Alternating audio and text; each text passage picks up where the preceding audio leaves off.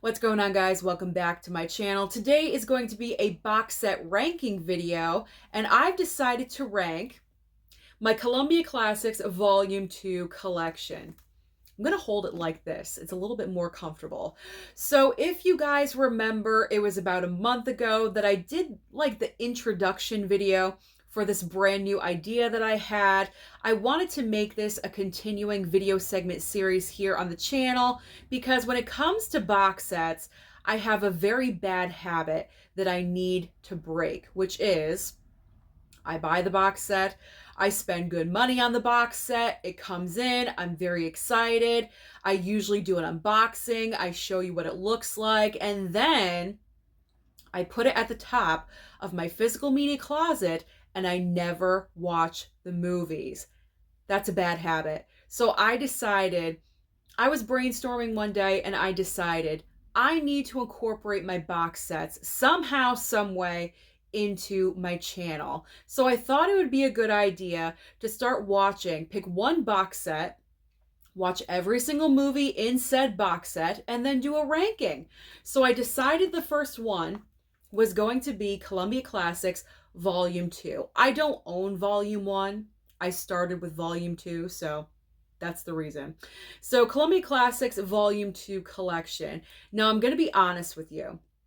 The reason I chose this one is because prior to having this great idea that I had already seen 4 of the films. So yeah, I am kind of cheating. I didn't watch all of them at the same time, but they're all fresh in my memory. I remember all the movies, so technically cheating, but not.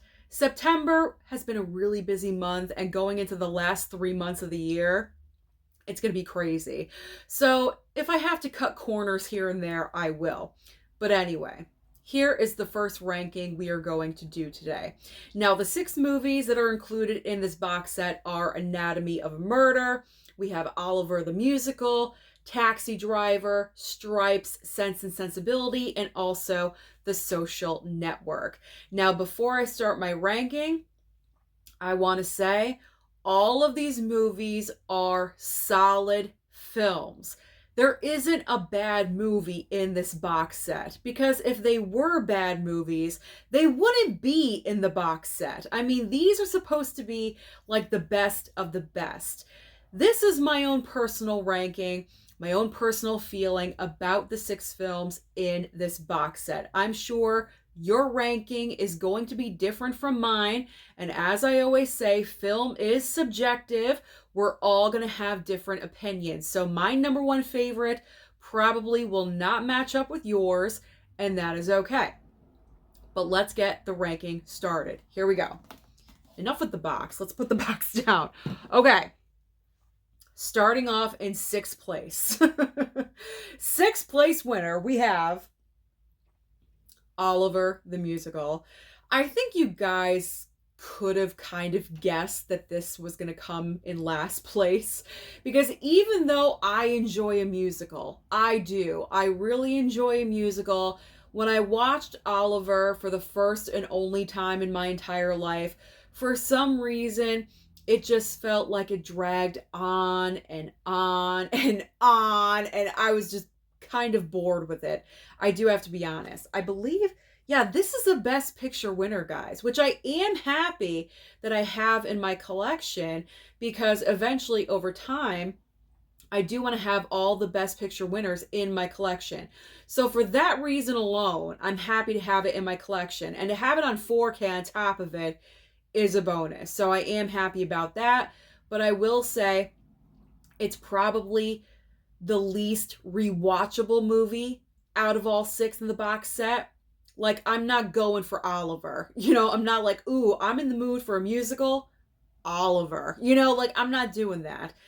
Maybe, again, over time, if I have like musical month again, or Best Picture month or something like that, then I'll give it another watch. But as of right now, I'm good. I'm good with Oliver. We can put Oliver away. Coming in 5th place. This is really difficult though, because like I said, all of these movies are great, fantastic films. But in 5th place, I gotta go Sense and Sensibility. The acting is great. The scenery is fantastic. The costumes are amazing and wonderful.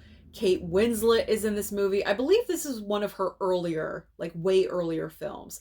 She has a great chemistry with Emma Thompson here. It's very believable that they're sisters in the movie. And the problem, again, very similar with Oliver, it's not the most rewatchable movie for me because I don't really gravitate towards this time period with films. So it's not like, yeah, I'm going for Sense and Sensibility right off the bat.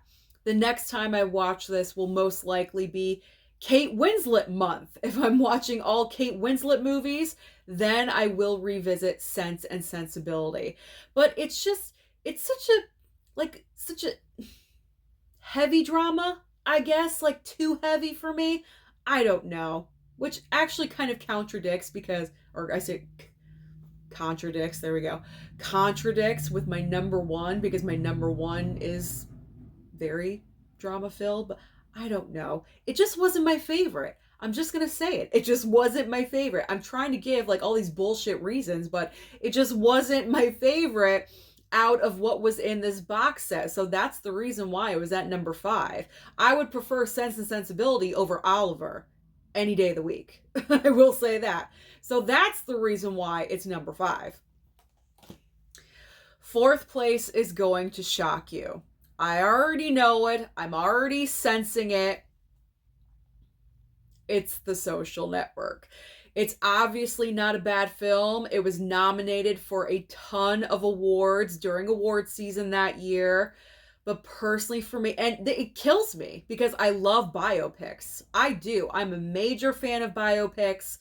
But when it comes to biopics, this is not one of my favorites. And I feel like the reason why is because the entire theme of the movie, greed and business and betraying friends, and I mean, with biopics, there's always some, give and take with biopics. They're always not 100% accurate.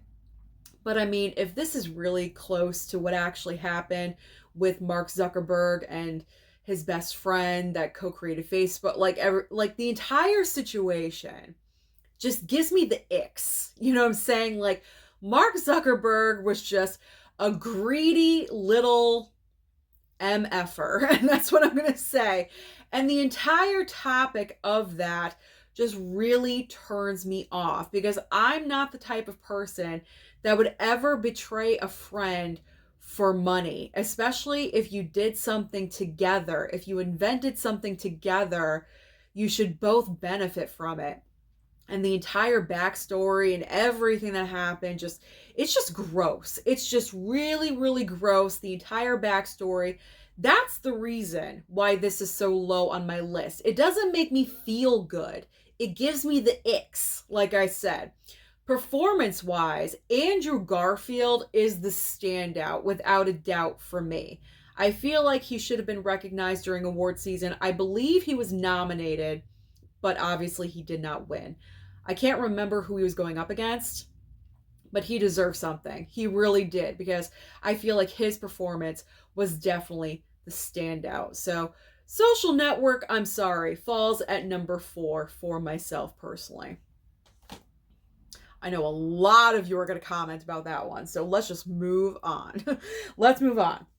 Now, the top 3 that I have here, this was really difficult because you could interchange these for me and it would be fine. Like, if my number 3 went up to number 1, I would not be surprised at all whatsoever. But number 3, as of right now, is going to be Anatomy of a Murder. Now, I recently watched this one. Again, very first time. A couple of these were familiar rewatches. This one was a first time watch for me. And I really enjoyed this. Black and white, courtroom drama, very heavy topic. You have Jimmy Stewart putting in another fantastic performance. Is there anything this man could not do? I mean, he was absolutely incredible and amazing. Why did I think this was an Alfred Hitchcock movie? For some reason I did. I'm not really sure why. Maybe because murder was in the title. I'm not really sure. But this movie was so good. Really, really enjoyed it. The only reason it's at number 3 is because my top 2 movies I'm familiar with and I've seen multiple times. That is the only reason. So upon rewatching this movie, the ranking could easily be changed up. But I really enjoyed watching Anatomy of a Murder for the very first time. Okay. Second place. Is it Stripes or is it Taxi Driver? Which one do you think it is? Second place goes to Stripes. The reason why this movie is so high on my list is pretty much because it's nostalgia. This came out in the 80s. I grew up during this time period. I remember watching this movie when I was younger. I probably shouldn't have because it was adult themed. Like there were some moments in the movie where probably a 9-10-year-old probably should not have been watching it, but I did. I watched this. How can you not love a movie like this, a comedy, with Bill Murray, Harold Ramis, John Candy? I mean, this was comedic gold back in the day. So simply because of nostalgia factor, it's a comedy. I love how there was a comedy in this box set, because if it was all dramas, all like Academy Award nominated stuff, that's typical.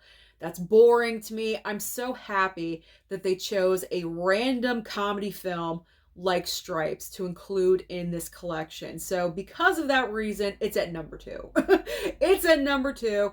It's a great comedy. And if you guys have not seen this movie, you got to get on it because it is one of the best. One of the best and one of Bill Murray's best.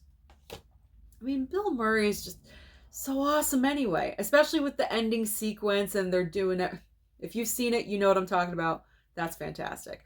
Okay, obviously that means my number 1 is Taxi Driver.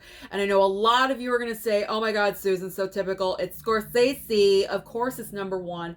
That is not the reason why it's number 1 for me. The reason why it's number 1 for me is because of this man right here. Robert De Niro's performance in this film is fantastic. Now, he was nominated for the Oscar that year, but he did not win, unfortunately. He has won 2 Academy Awards, for Godfather 2 and for Raging Bull. I'm sure deserving for Godfather 2, but I gotta be honest, it's not my favorite Godfather movie. I think it's kind of long and overrated. Don't shoot me. I feel like he really, really, really deserved to win for Taxi Driver, because I feel like his 2 best performances are Taxi Driver and Raging Bull. He is just amazing in this performance as Travis Bickle. You're following him around in his cab throughout the entire movie. But lost myself for a second. You're following him around in his cab for the entire movie. And as you're following him around, you're also witnessing like the downward spiral of his entire persona. You're literally watching a person unravel before your very eyes. And the way Robert De Niro pulls this off is so incredible. It's one of the best performances of all time. Plus with Scorsese, with his directing style, the way these two work together, it's like your left and your right hand. It's just a natural combination. These two are amazing, and anything that they put out together is incredible. But this movie is definitely my favorite from the Columbia Classics Volume 2 collection. So there's my ranking. That is my ranking for this month's box set.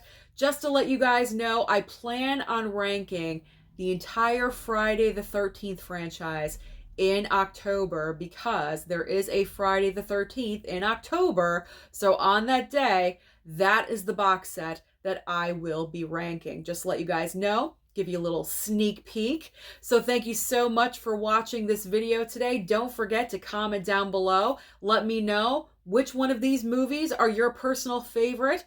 Don't forget to like and subscribe before you leave, and I'll see you next time.